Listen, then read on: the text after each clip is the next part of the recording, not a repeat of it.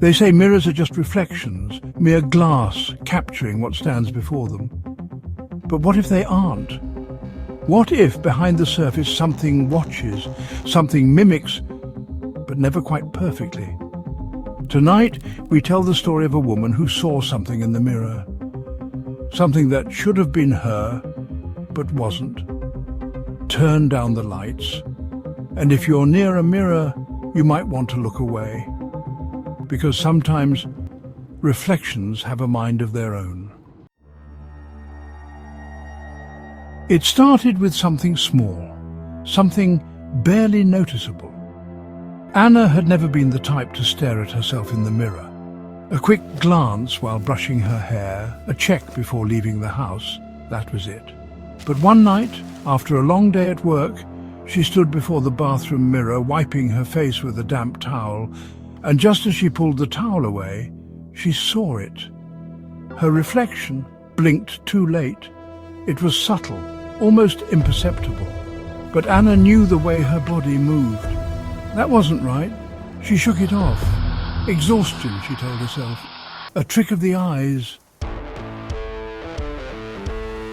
But the next night, it happened again. She leaned in closer this time, examining her reflection, searching for some logical explanation. The glass was clean, the lighting normal, and yet her reflection was off. The way it moved, the way it lingered just a fraction of a second behind her. She lifted her hand. The reflection lifted its hand, but there was a hesitation, like it was waiting, and then it smiled. Anna hadn't smiled. She stepped back, heart pounding. Her reflection's face returned to normal, mirroring her own once more. A chill crawled up her spine. She turned off the bathroom light and left the room. But as she walked away, she could feel it, the weight of something watching her from behind the glass. Over the next few days, it got worse.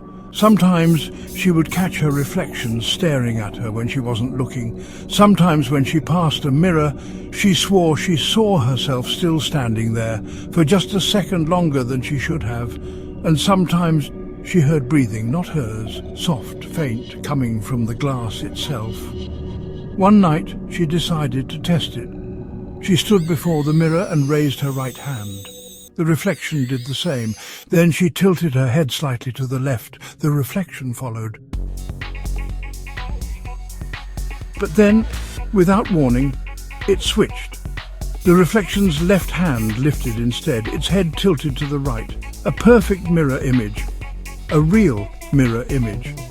Anna's breath hitched. That wasn't how reflections worked. It was supposed to match her, not mimic her. Slowly she stepped away. The reflection remained in place, and then it took a step forward. Anna screamed and turned off the lights. Darkness swallowed the room, and in the silence she heard it, a single slow breath right behind her. No one saw Anna again after that night. Her house remained untouched, doors locked, her belongings exactly where she left them.